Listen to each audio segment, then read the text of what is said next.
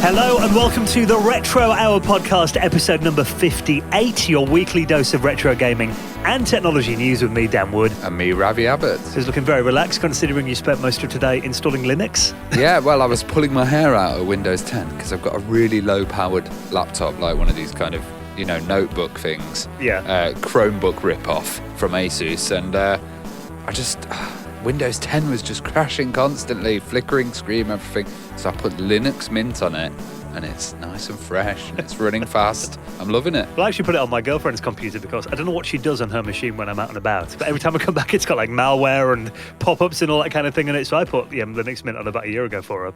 No problem with it since. Yeah, no, it's perfect. And if you're just sitting there surfing and watching YouTube, it's good for that, and typing a few essays. I'm not doing anything demanding. So. Well, you've been doing that this week. I've been snipping batteries out of my Acorn Archimedes. Oh, okay. What is this to stop batteries leaking? Yeah, well, this is I've always wanted an Acorn Archimedes, and I mentioned it a couple of weeks ago. I got one of the Acorn 3010s. It's the one with like the green function keys along the top. Yeah. Got one off eBay, 40 quid. Thought that's a good bargain, isn't it? Didn't realise a mouse for it is impossible to get. Ended up having to fork out nearly 50 quid for a mouse for it. Ooh. It's got a weird little interface that nothing else has got. Then inside I had to go and remove the battery. I've ordered a new one of them. I had to get a cable to plug it into a SCART socket on a TV. That was about 20 quid. I spent over 100 quid on this thing now. So. Sounds like you got a bit of a headache. Oh, the Acorn Archimedes, I mean, we were talking about it with Nostalgia the other week when we had him on, but, it's a machine I used at school. I always wanted one, so... Yeah, I kind of want one now. Yeah, well, I've got some advice for you when you get one, so let me learn the hard way. That's it. I'll let you do the hard work and then get one after. So it's quite nice to come in the studio and have a break from all that this week, isn't it? Yeah, definitely. And what a show we've got for you this week, guys. We have indeed. Now, obviously, the show, every single week, the way it works is Ravi and I, we talk through the retro stories that have been making the headlines in the world of technology and retro news. And then the second half of the show, we hand over to a very special guest. Now, if I said Earthworm Jim... Oh, yes, ZX Spectrum, Amstrad, and Probe Software. We're talking about Nick Bruty. Yeah, he's worked from the days of the 8-bit into 16-bit, into 32-bit, 3D, and he's done amazing titles. He kind of designed MDK. That was his whole vision as well. Well, Earthworm Jim, I remember, I remember my friend Martin getting that when he had a Mega Drive when we were a kid, and it was, I had an Amiga at the time, but I was actually really jealous when I saw that game. I didn't want to admit it, you know what I mean? But graphics, it was so cartoony, and he worked on Aladdin and games like that, which were just the first ones where we really saw cartoons on computers looking smooth, Yeah, as good as the Disney cartoons did. Yeah, so this guy is really, really interesting. Nick Bruty is our special guest this week, and you can check him out on the Retro Hour in around 20 minutes from now.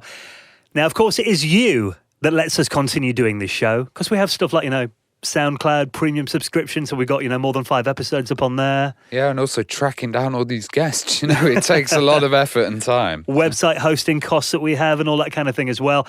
And we do have a little donation button on our website, theretrohour.com. If ever you want to put, it could be like €1 or £1 or $1 or something like that. I get people emailing going, you give me a mention last week and you said my donation was generous, but I only gave you like $1. Like, dude, every donation that we get to the show is massively appreciated. Totally. And if everyone gave $1, we could do this full time and quit our jobs. Yeah. So thank you so much for your donations. And making the Retro Hour Hall of Fame this week, thank you, Gareth McKee. Michael Keefe. The team at Robinson Technologies. Simon Pilgrim. And Scott Rowley, who all made donations on the retrohour.com. Our little PayPal button is on there if you want to show your support. And also, keep your iTunes, YouTube, SoundCloud comments, reviews, all that kind of thing coming in as well. That is all massively useful. Lets us know what you're thinking of the show and helps us rank up a bit further in those iTunes charts and stuff too. Totally. And we are thinking of doing something totally unique on YouTube at one point. I think we may be experimenting with some live phone-in show, possibly, Dan? Yeah, we had this idea, didn't we? Because obviously we come in and we do the show in a proper studio, to the disappointment of some people. I know we did actually put a video up of us in the studio. This is a proper, thousands of pounds worth of kit radio studio that we record this in every week, a broadcast studio. One guy was like, I thought you went around Ravi's house with the Crater Carlsberg. Yeah, unfortunately not. But it does mean that we've got the technology in here to do. We thought we should do radio call-in shows that you get, a live one.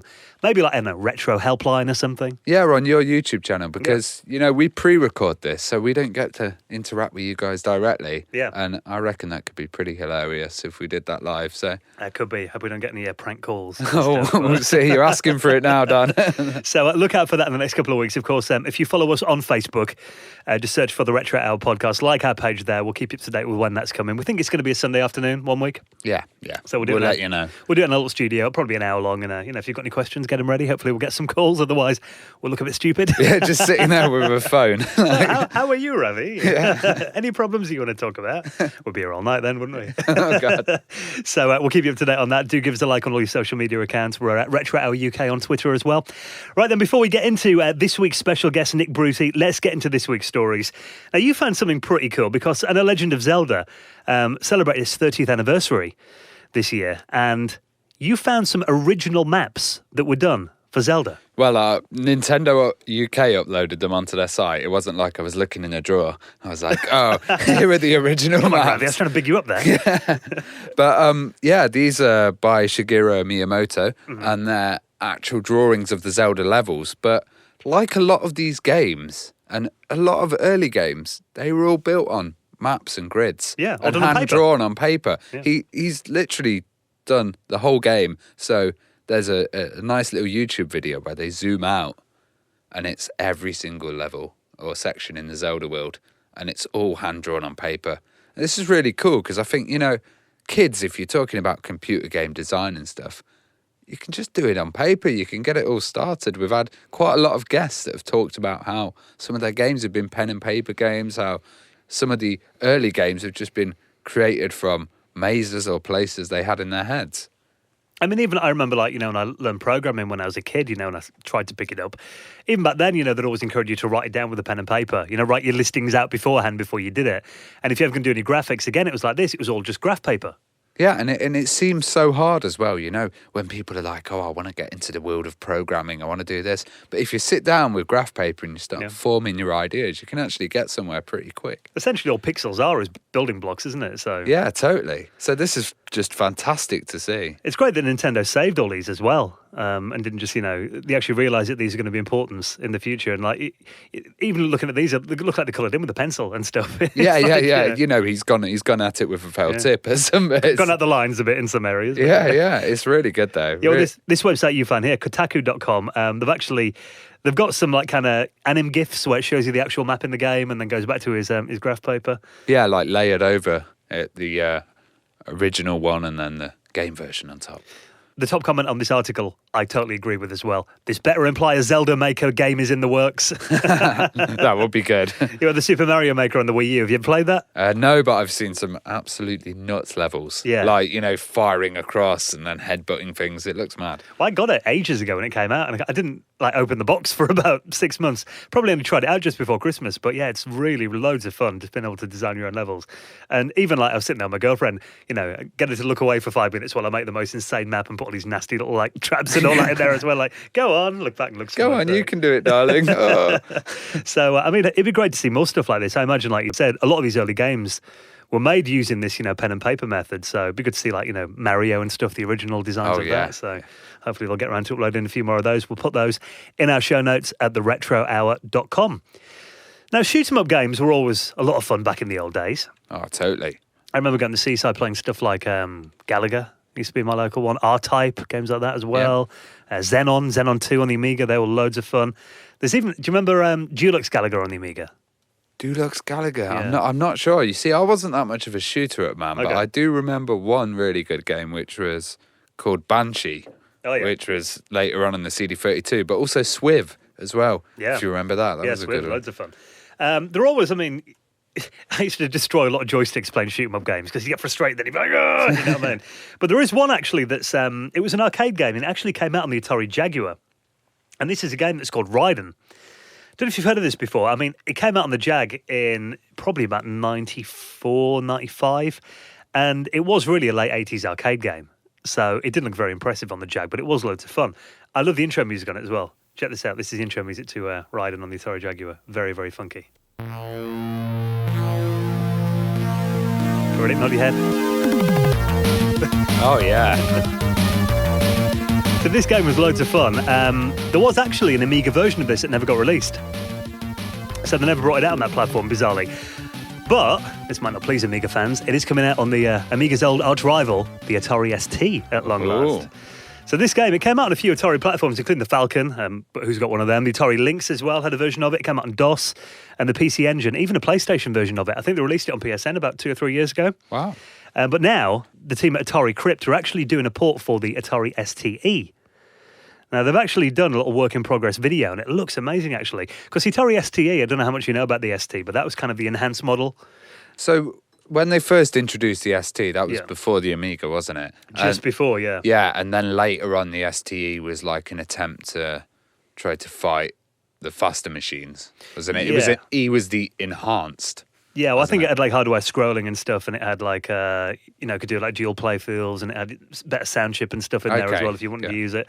But they reckon in this game, though, hardware scrolling is going to be used for the entire screen. DMA for the playback of authentic arcade music. The blitter to you do all the larger sprites. Also, they're going to use like proper sound effects as well, not that, kind of the one that sounds like the Spectrum, that chip that the Atari ST's got. So, there wasn't all that many games done for the STE specifically, but, I think it's cool that they're actually doing an enhanced Atari game. And looking at the gameplay on this, actually, it doesn't look all that far behind the Jaguar. Nice. So it looks very, very smooth. So it's good. I mean, the Atari ST, it's always a platform we've kind of, poked a bit of fun at because we used to be Amiga heads back in the day. But I actually got an Atari ST STE model, actually, about 2 years ago. So I'm quite interested in the platform now, and I'll definitely give this a download when it comes out. It does look quite sexy. I love the slanted keys and stuff like that. I've just not had enough Atari experience. I really need to get an ST and start playing with one. What really interests me is the Falcons. Yeah. And if you had like a 060 in there and a big fat graphics card and you pushed it far beyond what Atari should do. Well, you've just sold your house, haven't you? Yeah. All the money you got off your house could probably get you that. So I'd love a Falcon as well, but I mean, even like stock ones on eBay go for about 600 quid. With nothing. Yeah. I've seen the 030 ones and they're like, oh God, 700. Yeah. There is some guy on YouTube and he's got like I'll pop it in our show notes if I can find this video again. There's like a Falcon. He's got it expanded. He's playing MP3s on it, and he's got like 720p. Well, even display. the 030 would play video at beautiful speed compared to the Amiga. It would kill it, on the video playback. It was the Falcon. Good. I mean, it was a machine that kind of came around. I remember reading at the time as all the comparisons with the Amiga 1200, and really on paper, the Falcon kind of destroyed it, didn't it? In many ways.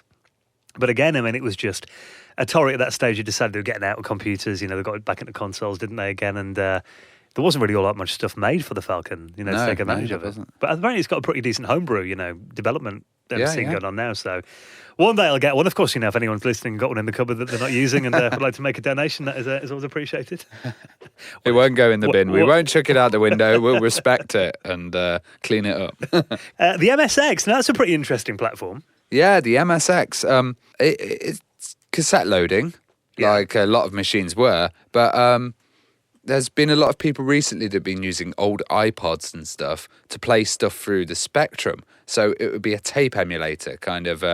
They use the tape image file, which is a .cas, which is the cassette image. That plays audio then? It's an audio file. Yeah. So a lot of people would just get the .cas file, play it through an iPod, and it would work well on the Spectrum. You just type load, or on the C64. But it's a bit more complex with the MSX. Okay. So the MSX has to kind of scan the tape image before the audio's played to find like certain tracks that are on it. Oh, so it doesn't do it in real time then? It kind of works? No, it scans it before. But they've actually got this happening now. So this is with a new app for Android, which is called MSX to CAS. And it takes a little while to load stuff, but, it's a lot faster than the actual tape still. And there's an example of a guy, loading the MSX version of Flappy Bird on this. Wow, okay. And the app's pretty cool. It's like on an Android phone, and you actually have the tape there, and you press play, and you see, like, the heads going on the tape, like the actual cassette's playing. Yeah. I'm sure you do, That's cool, though, because, I mean, there is something... I'm looking at a video here, and you've got, like, the flashy borders and stuff, and that noise. Yeah. It's horrible, but there is something very nostalgic about it, though, isn't there? Totally. And I was watching our good friend Paul is the Best 3UK on YouTube. Yeah. And we met Paul at a couple of shows, haven't we? And he's a big Spectrum fan. And he actually got this little tape off eBay that he uses. So what it is... And I've been trying this actually recently without any success, unfortunately. But it's a little cassette tape that you buy off eBay. And instead of having tape inside, there's a magnetic head, but you put an SD card in the top. Okay, wow. Yeah, so then you can put it into your player and you get a little remote control with it. And you just press play on the remote control, then it actually feeds MP3 files off the SD card through the tape head. Is that for like car radios and stuff? That's really smart, man. But he's been using it on his Spectrum. You know, putting like, again, translating cassette tapes from, computers into WAV files, audio files. That's really cool. Paul, you need to let us know how you're doing this. Well, I mean, he's got a video tutorial on it, and I haven't got a Spectrum. I tried it on the Commodore 64. The problem is, you've got to of course, you've got to get the WAVs the right volume. And apparently the Spectrum's not that fussy with how loud they are, but the Commodore 64 is very specific. They've got to be a certain volume. And unfortunately, the C64 doesn't play that, that squawky noise when you're hearing it. Kind of mutes it, so you don't know how loud it is. It's just experimentation. So you're just kind of playing with the volume knob. Yeah, and there isn't even a volume knob on the Commodore 64's dataset. So you just got to get the WAV files to the right volume before you put them on your SD card. God, so okay, yeah. I was experimenting for about half an hour on the weekend. I thought, I've had enough. But if I do crack it, though, on the Commodore 64... Yeah, that sounds really interesting. Like, I never thought of that. A little cassette with an SD card. Yeah. What a smart idea. Well, it was like 15 quid off eBay. Wow. So, especially if you've got a Spectrum or, a machine where you can actually hear the audio through and it isn't as fussy with the levels and stuff like that. But you put like a 32 gigabyte SD card in there, as WAV files, you can get pretty much every cassette tape game ever. Yeah, just load it, go. Or MP3s or whatever, yeah. So, like I said, there is something, I've got an ST2 IEC and playing, C64 games off SD card and that. It's all right, but sometimes you do just want to, for the full, authentic, nostalgic experience, you want to sit there for 15 minutes and watch the borders flicker. Whilst your tea brews. 8-year-old me's like, what? So, if you have got an MSX, it's a pretty interesting little product. We did actually meet the guys from the MSX UK users group, didn't we? Yeah, Play. Yeah, wasn't Manchester. It? Yeah, Play Manchester, and they're really nice guys. We should get some MSX people on the show, I think. Well, and I was reading the other day, apparently they sold about 7 million in Japan, different variants of the MSX. And it was, it was around until 1995 because it was like a hardware spec. There's the MSX1, the MSX2. Later on, that came with discs and all that kind of thing. So, but yeah, it's not really a machine I've ever had much experience of. No, it'd be good to learn some stuff about it, wouldn't it? Yeah, absolutely. So, if you have got an MSX, let us know it's cool. Yeah. What should we look out for? Now, the ZX Spectrum is obviously, getting back to Britain here. That was a big machine over here, wasn't it? Oh, massive, yeah. The Specky, as it's known. Yeah, especially, again, talking nostalgia, that sound effect that I played a moment ago, that's from the Spectrum. That rubber keyboard and all that. I never had one, but even looking at it, I'm like, there is something very nostalgic about the Spectrum. I used to go around my friend's house in Hull, and he would have, like, some really funny games. How to Be a Complete Bastard was one on the Spectrum, and Escape from Colditz and stuff. And we used to play that, and I really love those games because even though the graphics weren't the hottest at the time, this was like 16-bit period. Yeah, they had so much personality, so much fun in them. My friend Martin had one. He had I think it was one of the the plus twos with the built-in tape deck. Yeah, one of those. But yeah, you probably again it was like probably 92 or something. He had it, and we go in his house and just giggle. Yeah, I had my Amiga by then. But actually, I remember staying over one night and we were playing a load of Spectrum games. And they were loads of fun, Yeah, Again, the graphics, I mean, it's all those kind of really bright kind of primary colours, isn't it? And bleeding everywhere and stuff. Neons and stuff, isn't it? But there is actually, if you keep up with the Spectrum scene, there's a guy called Richard Langford. Now, he runs a little group called Langford Productions. And what he does, he actually remakes Spectrum classics on the PC, on the modern-day PC. Oh, cool. So he's done stuff like The Hunch, Cookie, Highway Encounter. These are all, classic Spectrum games from back in the day. He upgrades him, gives him a little bit of a more modern look for the PC. And what he's actually working on now is a brand new game for the PC that takes a lot of inspiration from old Spectrum games. And this game is called Project ZX. So I'm going to tell you the goal of this game now. So what you have to do is you have to get through 100 levels and defeat Clive Sinclair. He's a main boss in this game, all right? Because he's got driving the C5. I don't ever see the screenshot of that, but I hope he is. So the idea is you've got to defeat him over an outrageous scheme to get the Spectrum remembered only as an educational computer. So he didn't like games, did Clive, did he? No. So you've got to go through and make sure that everyone remembers the Spectrum for games. And what it is, I mean, he's actually got loads, if you go through this game, the screens and characters from other Spectrum games in here. Yeah, I'm noticing that it's great because there's loads of different sprites from everything. So there's kind of, asteroid ships. Yeah. And then there's dudes from like Manic Miner There's like castles. There's Hunchback everything and Ursa, all in one game. I think, for anyone that loved the Spectrum, this game is going to be so much fun, isn't it? Just going through and be like, oh my God, that's from whatever game, you know what I mean? And the fact you got to defeat Sir Clive, come on. Oh, that's genius. And I love the idea about educational gaming. That's so smart. Now, you only announced this in the last couple of weeks, but apparently it's going to be out very, very soon. So as a free download, we'll pop that in our show notes at theretrohour.com. And like I said, it's for a modern PC, so you should just be able to boot it up. Maybe not on Linux, unfortunately, Ravi. Oh, no. Try it in wine. I'll get Windows 10 back Yeah. on. This is something we thought we'd never be saying on this show. Do you ever watch Hitchhiker's Guide to the Galaxy or read the books? Or Obsessed as a child. Absolutely obsessed. I used to listen to the BBC radio plays, read the book. and the TV series in the 80s? Had my own Babelfish translator stuff, and it's just totally in it. TV series, got it all still ripped on my hard drive. Yeah, totally love it. I like the adventure game as well, Text Adventure, but that was like probably the hardest text adventure I've ever played. Totally. Yeah, because it was totally random as well. And yeah, It'd be like, you brush your teeth. Oh, unfortunately, the house has fallen down. You shouldn't have done that. It's like all over. But apparently, deep thought from Hitchhikers can now be built in real life. Yeah, so this is quantum computing, which we've always kind of talked about. When I was a kid, I'd heard a lot about quantum computing, and this is a computer at the kind of level of electrons. It's a computer that is supposed to operate at around 100,000 times faster than our usual ones at the moment. Okay. And the fastest computers we've got now. And this concept was always kind of out there. Theoretically, they could make this quantum computer, but now British scientists have actually started to develop this.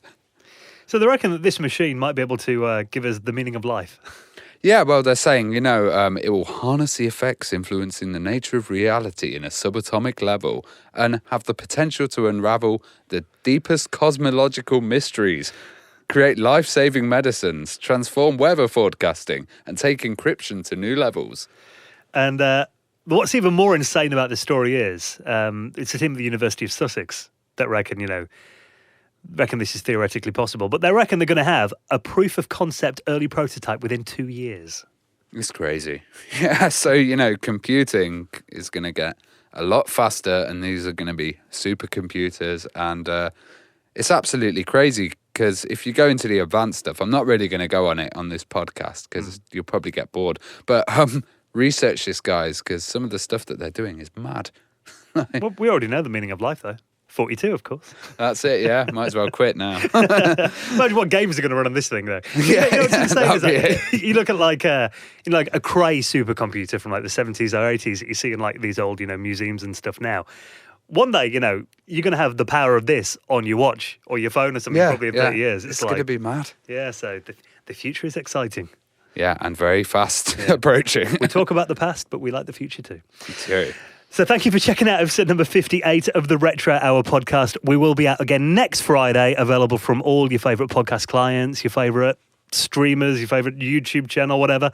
All over the shop. Exactly. So wherever you do listen to the show, we appreciate you listening, and please do leave a little review on your platform of choice. We got our first one on Stitcher a while back, didn't we? Yeah, we need another one to join it and, make it not feel so lonely. Yeah. Balanced review. Yeah. Doesn't mean we want a negative one, just saying. So thank you for checking out this week's show, guys. We'll be out again next week. And now let's get into this week's special guest on the Retro Hour, the guy behind games like Earthworm Jim. He's worked for Probe Software, Disney games on the Mega Drive. This guy's so interesting. Nick Bruty. And we'll see you next week. Ciao.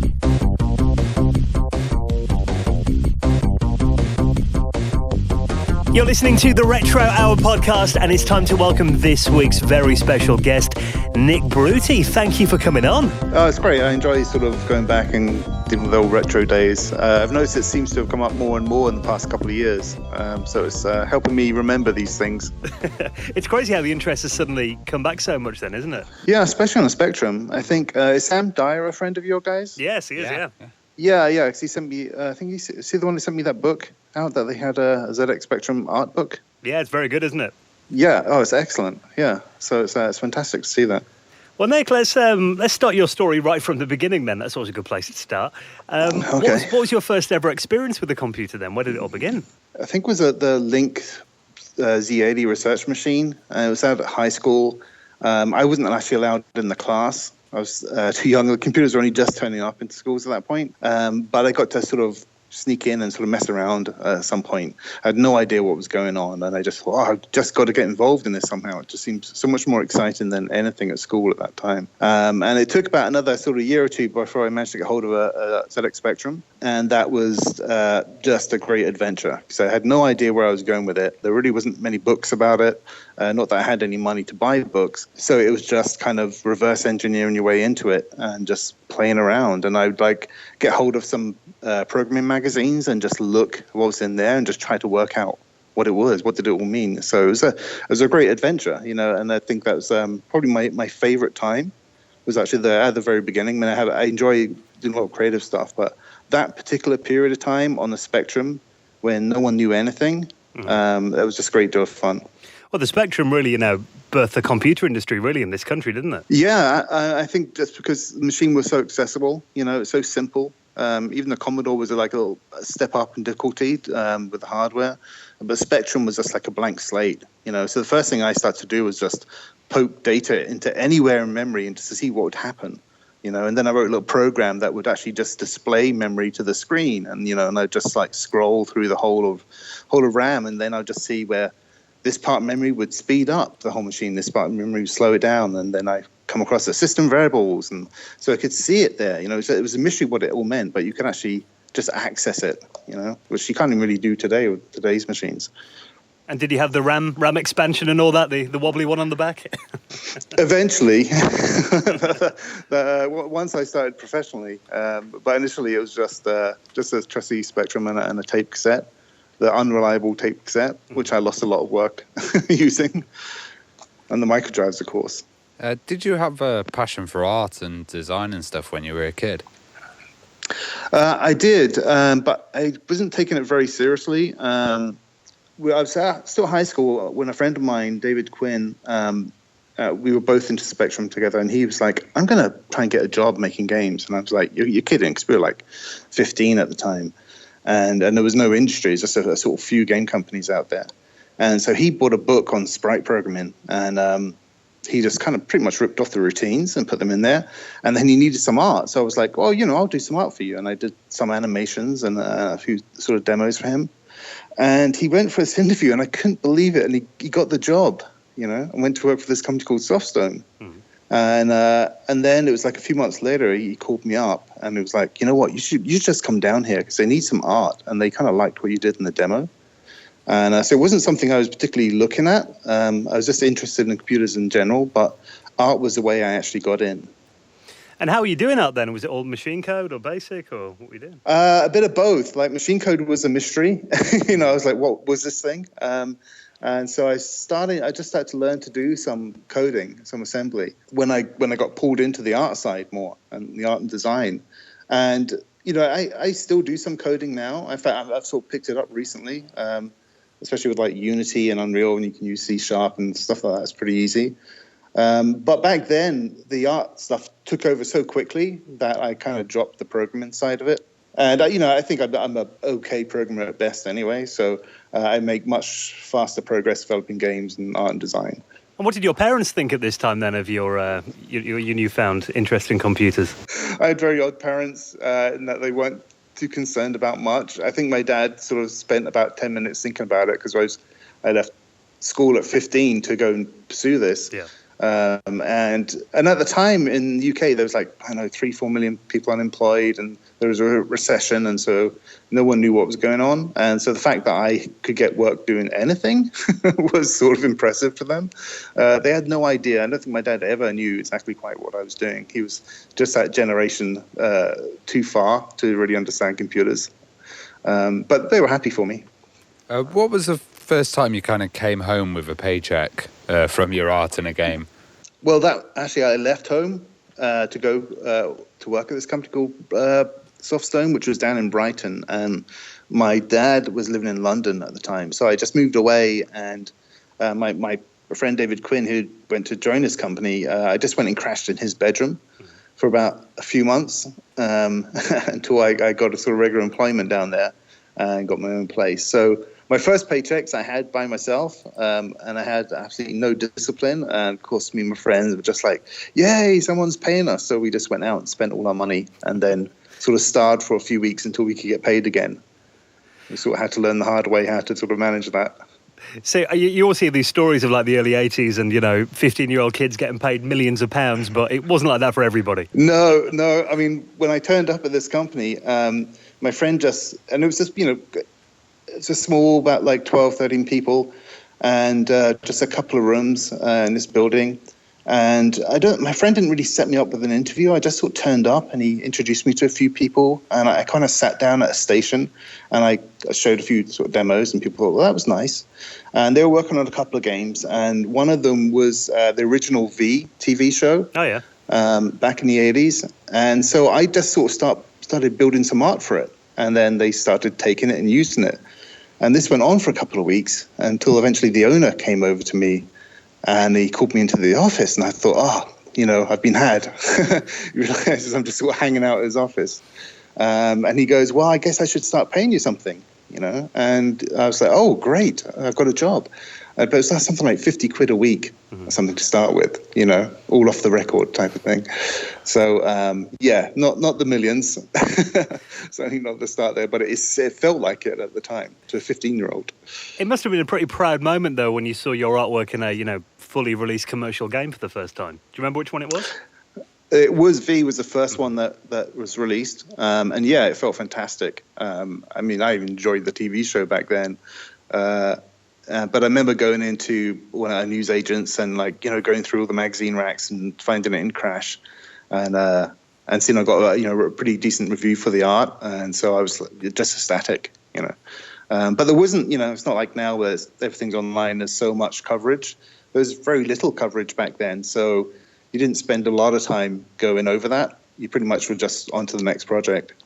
And when we're talking about the art, we're talking about kind of big, fancy colour title screens and kind of small sprites and stuff like this.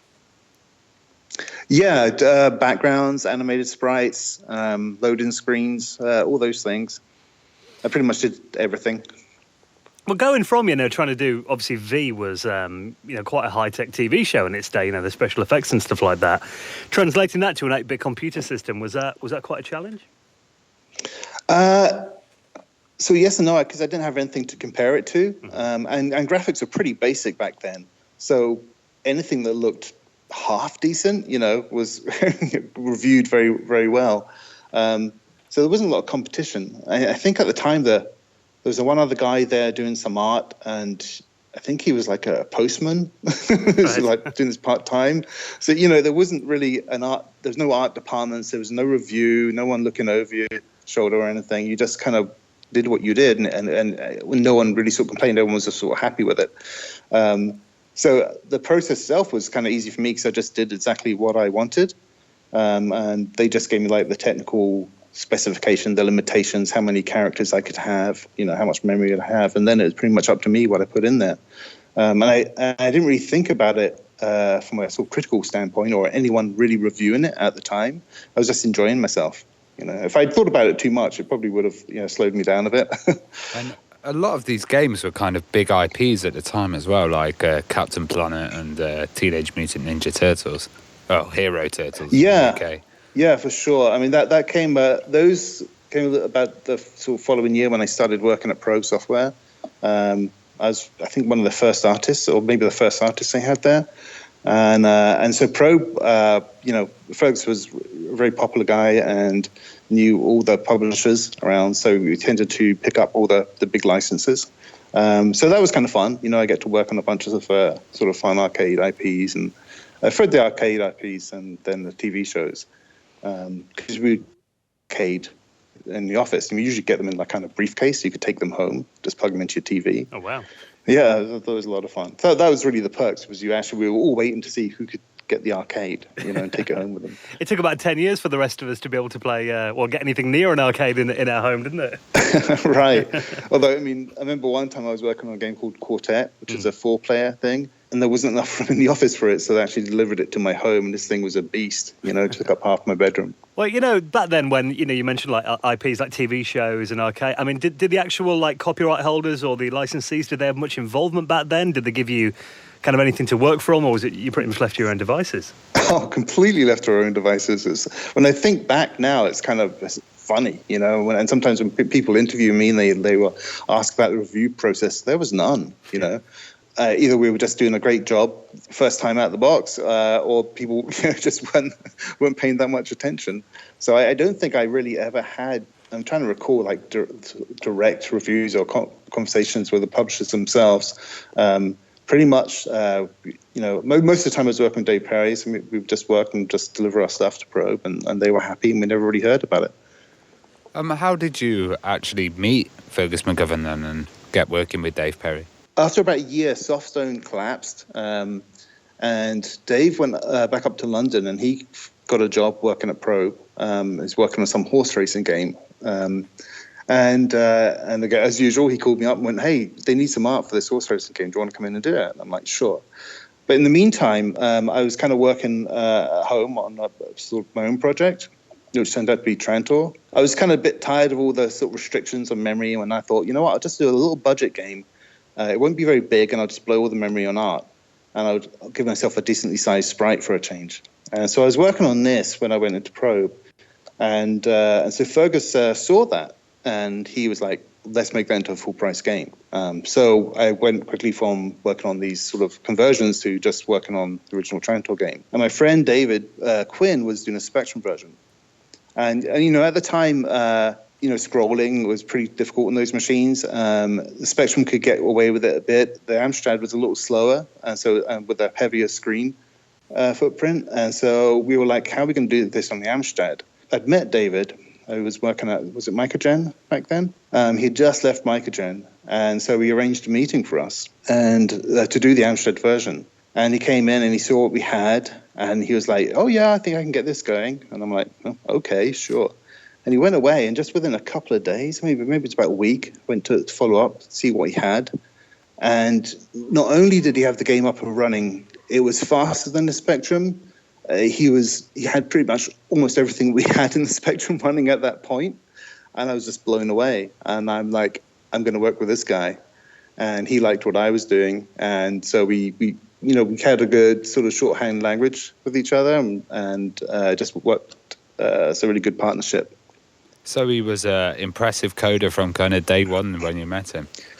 Yeah, he was very fast, and the other thing that he was always great at was really empowering you.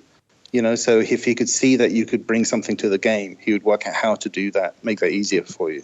So he was always great for making tools and just finding new ways. And we both kind of had a similar approach about how we went about things, and we both like to do things very, very quickly.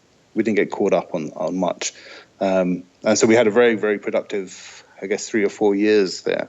We pumped out quite a few Spectrum and Amstrad games, and a few 16-bit stuff as well. How did you feel about the Amstrad as well? Because you had to do a lot of conversions on there as well. Yeah, it was never my favorite. Just the big fat chunky pixel mode. On the Commodore, the monitors kind of softened that look a little, but on those Amstrad monitors, everything was pretty sharp and harsh, and the colors were harsh, so it's very hard to blend things, even though you had more colors. So I always preferred doing stuff on the Spectrum for the resolution. And I was always hoping at some point on the Amstrad we could use that 4-color mode, which gave you the higher resolution. But most of the games that we did were just more suited to the sort of double pixel fat mode. So it was different, and it was fine. Because Dave did such a good job with the Amstrad, that made the experience better. But overall, I preferred working on the Spectrum. Well, the Amstrad was quite a powerful machine, though. I think, a lot of the time it got Spectrum ports, but you mentioned that, the 4-color high-res mode, which, for its time, was very impressive, wasn't it? It was, and that's when you saw, especially isometric games, so really benefit from that. But yeah, unfortunately, it tended to get more ports than anything else, just probably at the sort of cycle when it was still becoming popular. Mm-hmm. So the Spectrum still led the way. And typically when we were on development, we would lead on the Spectrum first, although because Dave was so quick, the Amstrad was pretty much neck and neck with it, actually, during our development. Well, obviously you're working on, the 8-bit machines then. When that kind of started to slow down, I mean, did you work much on 16-bit computers, or was it more consoles that you went straight into? We were still finding plenty of work on the Spectrum, but, recognizing that we kind of wanted to shift away. The Amiga and ST were out, and we did one game called Supremacy in the UK. I think it's called Overlord in the States. And it was, I can't remember which game we'd seen. We'd seen some sort of space strategy game that was based on around a moon thing, and we kind of just got intrigued by it and thought, let's just do our own version of that. So we were still doing Spectrum Amstrad games while we started this Amiga title, and it took about somewhere between 8 months to a year or something on it. We did a bunch, still did like Teenage Mutant Ninja Turtles and Tintin on the Moon during this. It sort of actually helped fund it. And so we had this one game that's completely different from everything else we had made, this space strategy, military style game. And that was a lot of fun, and I wish I could have spent more time in the Amiga, but the market just wasn't really there. And at that point, the next thing that really was coming up was a Genesis for us, and we were offered the Terminator, which obviously, back then, which I can't remember exactly what year it was, probably 90 or something like that. That was very exciting. I was a huge James Cameron fan, loved the Terminator, so when they said, you want to do that, we're like, yeah. And it was only afterwards that we realized that they weren't going to let us play Arnold.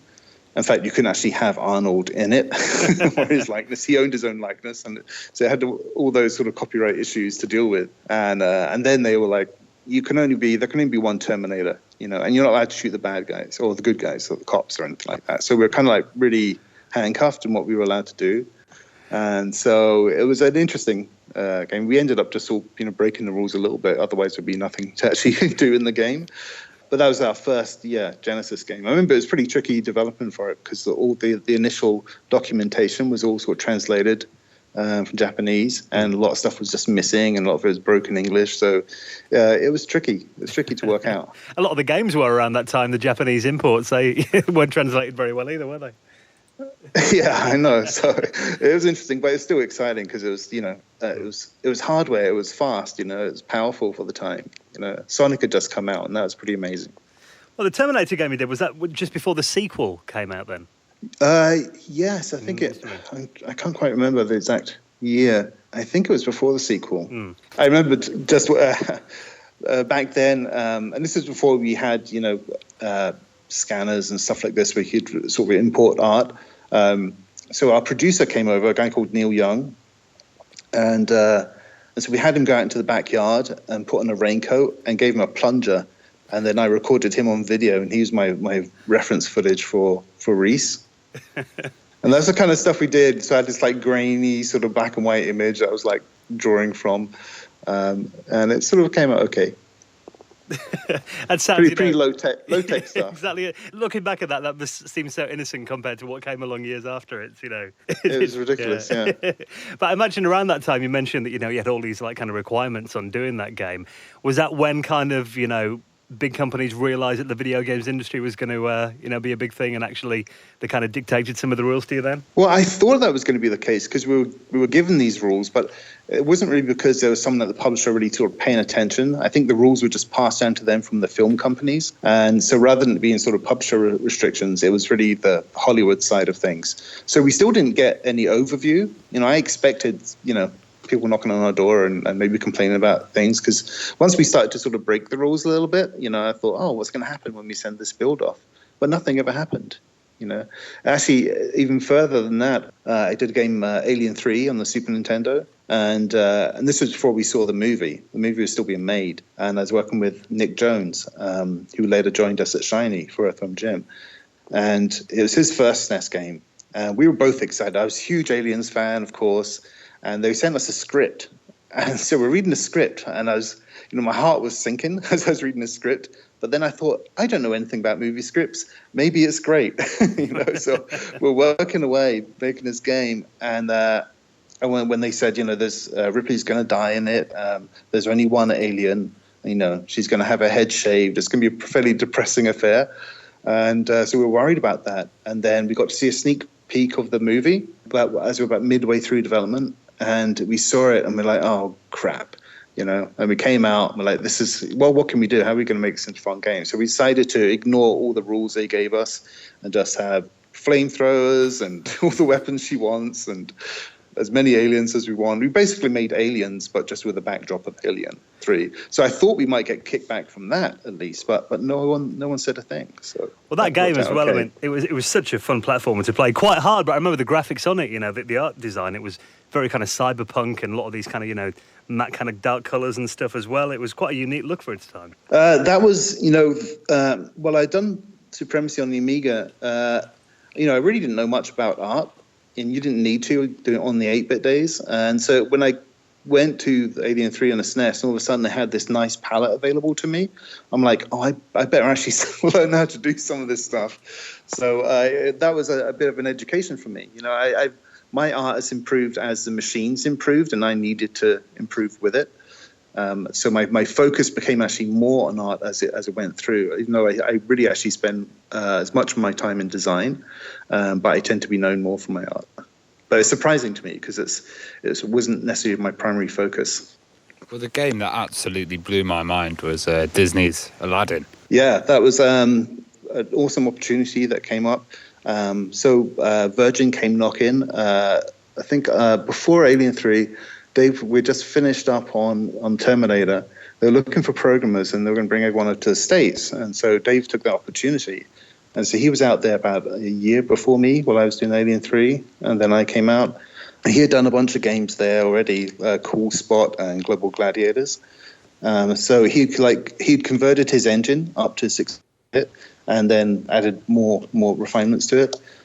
So I knew the tech really, really well. And I think Capcom were doing the Super Nintendo version of Aladdin, and someone else, I can't remember who was doing the Genesis version.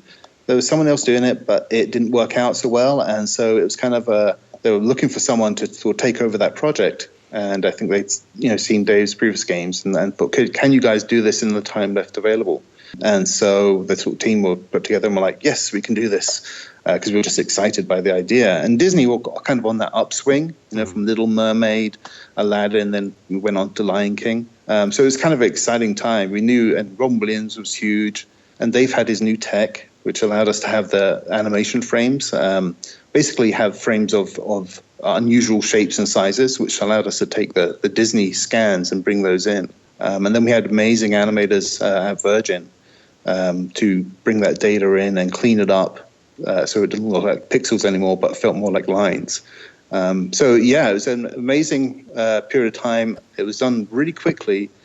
So in a way, there couldn't be too much oversight on the team. Otherwise, the project wouldn't get done in time.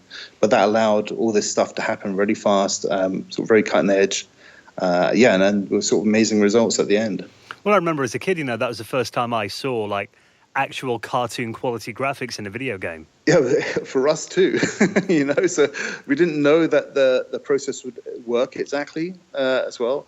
And we were working on Jungle Book before then, and doing it more sort of like sprites. But then the animators were excellent. It was probably the best animation I'd seen in the game. But then being able to actually take the Disney cell animation, and I think it was a studio in Florida. Those are the animators that were Disney animators that we were supplying the game animations. And yeah, just seeing that process from the black and white sketch to scanning them in, bringing them in through Dave's tech, and then finally on the screen. It was a surprise to us, especially on the Genesis, because it had a limited palette, but it seemed to just find the right colors at the right time, to make it all work. It's a lot of kind of tie-in license games at that time. They were kind of quick, dirty games that some studios put together just for the money. But Aladdin was like a really good game, and it was a worldwide success and a very big game as well, wasn't it? Yeah. When I think back now, it's kind of, I guess, amazing how it sort of came together. I think one of the key things was we weren't trying to be too complicated with it. It's a pretty straightforward platformer, so we kept that pretty simple. And there's more people on that game. It's not that it was a huge team, but for me and Dave's 8-bit days, or even the Alien and Terminator days, there was only 2 of us. So to go to a team where there was like 20, maybe up to 30 people at some point, feeling that sort of bench power, that sort of obviously helped pull it together, and the organization to make it happen too. All those were new things to me. Yeah, was that kind of a changing point in the industry then? Was it around then? Yes, things were starting to feel grown up, and I think actually leaving the UK and coming out to the States, and even when I came to Virgin, it's the first time I was really working at a large company. Before I was a contractor, so I was largely working from home, even though sometimes I go into Probe. But Probe was very loose as well. And so coming to Virgin, things felt very organized. It's like, I'm in America, I'm in a corporation now. And there were art departments rather than just people wandering around. There was a process to things. First, I wasn't sure if I was going to really fit in. And because a lot of these people were more sort of college graduates and have gone through a process and moved into games, whereas I just sort of was from the ground up. But then, after a short period of time, I realized, no, it's just the same. It's just the same, just on a larger scale. So how did you guys go and form Shiny Entertainment then? Well, shortly after Aladdin, though, you could tell that Virgin was changing. I mean, I really had a great year at Virgin. It's a good experience, and coming to America is exciting. But they, I think they were very excited by the success of the game. The company was scaling up, because I think when I joined, there was about like 30, 40 people. And by the next year, there was like 100, 200 people. There were people turning up every day. The company had sort of changed quite a bit. And it was becoming apparent that they were going to sort of build up and sell off. And so, we were just looking for something else and wanted to have some freedom. And of course, me and David worked together in the past. And so it didn't seem like too much of a stretch for us to sort of up and start our own thing. Just a little bit different because we have obviously the green cards and stuff to work out. But other than that, it was kind of like, hey, let's just do this. Let's do this for ourselves. Well, kind of following on from, you work on Disney's Aladdin with that, amazing animation style and all those kind of different things the character could do. Obviously, Earthworm Jim came along after that. What was kind of the concept behind Earthworm Jim then? Where did the idea come from? Well, we were like, what should be our first game? And we're trying to think of how to just get a steady start to this company. And we thought, well, let's just pick a license. We kind of hoped that we could talk Disney into giving us Lion King. But they were going to stick with Virgin, so we understood that. But we're like, well, we should probably just get another license and get ourselves established and up and running, and then we can move into original stuff. And so me and Dave sat and looked through a bunch of these IPs that we got from the sort of Hollywood lawyers, and they were all dreadful. They were just like, I don't know, robotic boats and things, and I was just like... we couldn't find anything, and so we started to think about, should we actually just start with our own original game? And but we didn't have anything in mind at that time. And then Doug Tenapple, who had joined Virgin about midway through Aladdin, I think, and had worked on it a little bit, he came to meet with us, and he had this Earthworm Jim character. He had that and a couple of other characters. And he came over to the apartment, and he showed us his characters. And as soon as we saw them, we were like, that's it. Sometimes things just work, when we saw that character. We didn't have the game worked out about it, but we knew that we had a focus that would work. With the game, it's got literally the kitchen sink thrown in there. And that was, what was the game going to be about? It was going to be just about anything we wanted it to be about. Having worked on with Disney, and then before that, and the Alien and Terminator, and again, having these restrictions put on us, less so in the earlier ones, but still sort of restrictions on how far you could go. And so this was like, well, this is ours. Now we can do what we want, and we can take the game wherever we want. And so we kind of went off in just about every direction possible. That's kind of the fun of the game, I think. I love the kind of punk art style. It kind of reminds me of Ren and Stimpy mixed with the Sex Pistols or something mad like that. Yeah, it was a constant evolution. We didn't really sort of have a stated plan.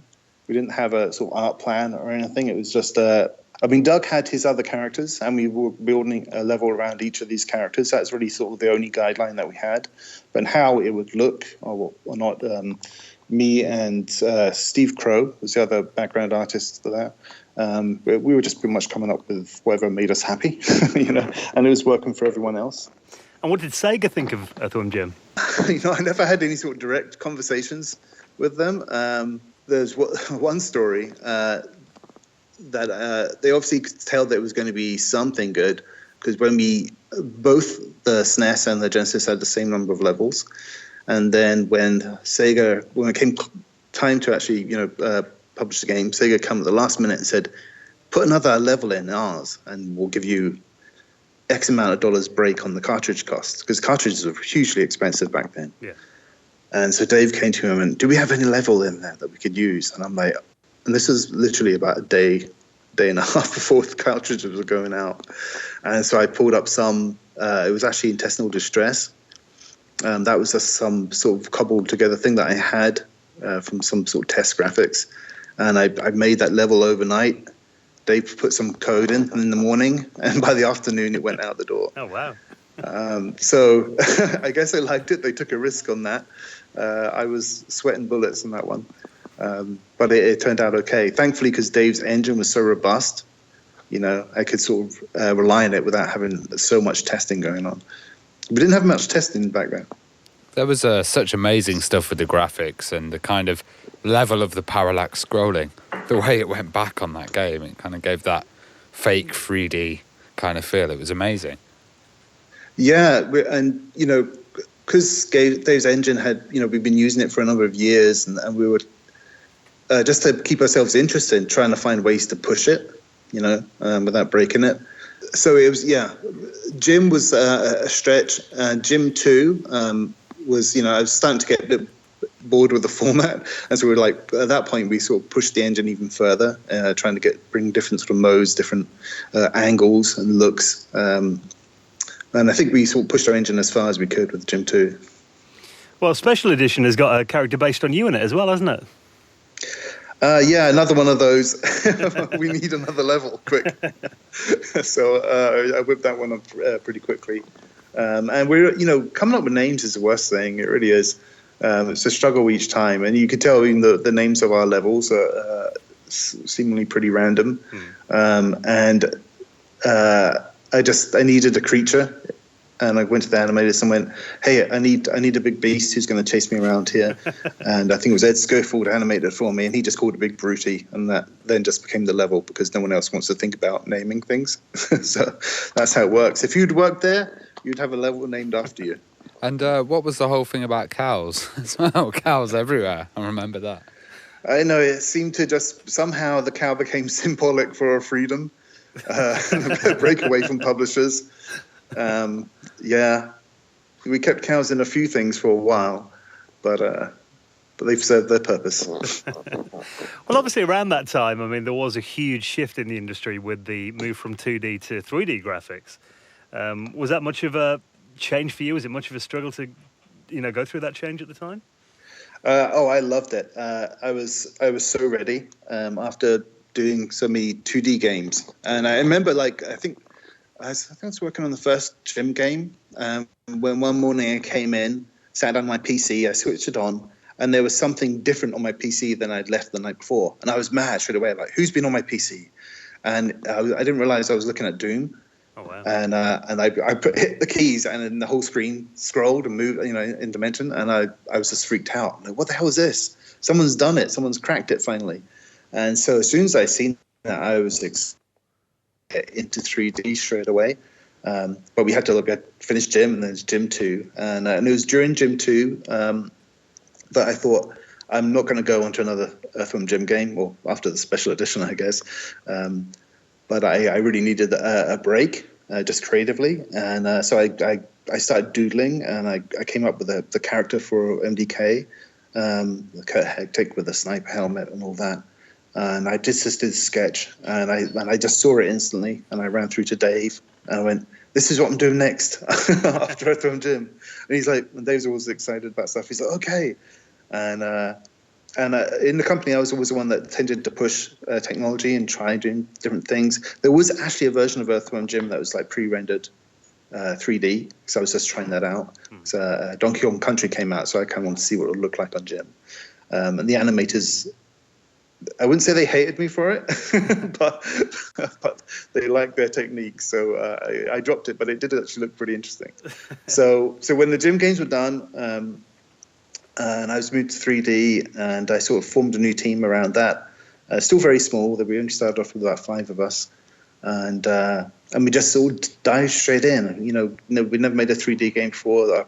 Our lead programmer, Andy Astor from Andy Asteroids, he had never done a 3D game before, and so we just got a copy of 3ds Max and started building stuff and working out ways to get it to move. And so, initially, the first month of MDK, it did not look very impressive at that point.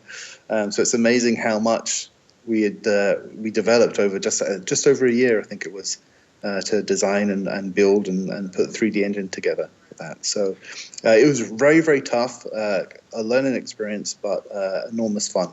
And it was kind of a fantastic atmospheric world that you created with MDK. That was the one thing that, with Doom and then with Quake and with a bunch of the clones that were coming out, I was like, what's with all the grey corridors? I'm like, the science fiction and fantasy that I grew up with as a kid and that I imagined, that the stuff that I got into making games for to see, these kind of, colourful, they could be dark worlds, but they don't need to be, so monotone. They don't need to just be, continual alien-style corridors and let's create worlds, and that's kind of the sort of statement I wanted to make. I just wanted to show that, hey, it could look very different, and I wanted to have a free-flowing world as well, which is why we didn't go down that type of engine where you're building stuff out of little blocks, and you can kind of tell. I wanted like free-flowing models, which meant I couldn't have the most complex geometry because the machines just weren't fast enough. Mm-hmm. But still, the impression of it, and using a bunch of tricks, like Hollywood tricks, to make the scenes look a lot larger than they were and free flowing, and that was kind of like the drive for me. You had that game running on the PlayStation as well. I mean, that must have been an interesting console when you first got your hands on that. Well, I didn't actually handle that port. That was done by Interplay. Okay. And I was pleasantly surprised, that they managed to pull off as much as they did there. So that was a pretty successful port. Well, it was a game that had many firsts in there, including it was the first game you could do headshots in as well, wasn't it? Yeah, it's the first sniper gun, I think. I sort of been told. I don't think so much of that myth. That's just a sort of progressive idea. But yeah, it's a fun thing I had. I was more excited by all the other unusual weapons that we'd have in there. The world's smallest nuclear bomb and all those type of things. Well, later on, you moved on to do Giant Citizens Kabuto. Yeah, again, just with MDK, it opened my eyes, and I was super excited. I wish I had more patience and had done the MDK2 next and build the multiplayer in there, but I was too excited. I wanted to do this sort of 3-race multiplayer game, all first after that. Again, I wanted to bring even more color in. With that one, it was kind of like, where would I want to go on vacation? And I imagined these sort of fantasy worlds, beaches and drinks, which is very much all the world of Giants, where everything takes place. And so, it was off on another adventure. But that one, that game bit me because, as I said before, we didn't really have scheduling or producers before, certainly not in the 16-bit days, because we kind of had a sense of how things progressed. There was only so much you could do within the engine. MDK was new and different, but Giants was such an exponential design.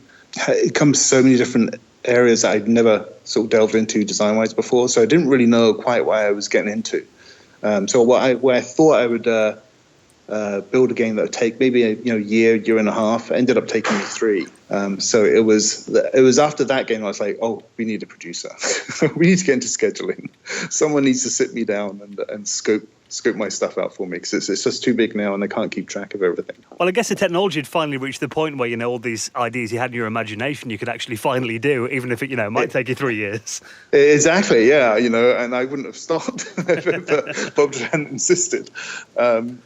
And Interplay were awesome with us at the time. Brian Fargo was really supportive, even though they were going through some difficult times as well. But they continued to support us to get the game out. I mean, it wasn't even that 3 years. The game wasn't finished the way I wanted it to be. But I had too many concepts in there, really. If I was to go back and do that again, I'd probably like half the game and split up over chapters. But still, I'm actually really sort of proud of it.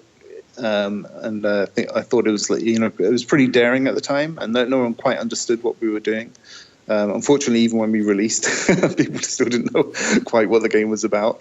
So it's a hard one for marketing to sell. Well, you were planning a kind of spiritual successor, First Wonder, weren't you, as well? I was, yeah. That was so after Giants, we did one more sort of creative game that way, which is Armed and Dangerous, but on a sort of smaller scope. But then the industry was just changing, and they weren't willing to take those type of risks anymore. Not that we were a huge budget; we were a pretty small budget in comparison, but still, everything was either doubling down on licenses or established IP, and so it was becoming harder and harder for us to find partners willing to sort of take that gamble. So really, those type of games sort of dried up through that period, and I was just moving on to other things. And then I saw the success Tim Schafer had, with Kickstarter and that whole thing. And I think that if we had maybe tried to launch something at the outset when Kickstarter was first discovered, we might have had more success. But by the time we sort of got around to taking a chance with it, the market was pretty saturated, and we couldn't really connect with any of our old users, any of the Giants fans or MDK fans. So it was a difficult experience, but an interesting one, and something that I might swing around to again now that I sort of understand it better. But there was definitely a lot of passion, a lot of unfinished business with Giants, and so maybe at sometime in the future I'll get to revisit that again. Well, what are you up to nowadays? I'm at a company called Other Ocean. It's run by my friend Mike Micah. He's been in the game industry. I met him back in the Earthworm Jim days. If you look him up, you can see he's got a huge array of games that he's developed. One that I think he got attention for the past couple of years was iDarb. That one, I Dream of a Red Box, a game that was actually developed via Twitter. So I'm working here on some R&D stuff right now. So I can't actually say exactly what I'm working on, but hopefully in the next couple of months that'll come out and some fun announcements. Oh, okay. Looking forward to it, yeah. Little teaser there. I hope so. I'm not normally a secretive one. I'm usually happy to spill the beans, but this isn't my company, so I can't actually just open my big mouth. Well, if people do want to keep up with what you're up to when your announcements finally come out, where can they find you online? Good question. I'm not very good at keeping up to date online. It's something that this next project might actually change. So I do have a website out there, I think probably nickbruty.com or something like that. I can't even remember. so I wouldn't look too hard, just follow the press announcements. Excellent, Nick. Well, it's been really nice having a trip down memory lane with you. Thank you so much for sharing your stories. Sure, no problem. Thanks, guys.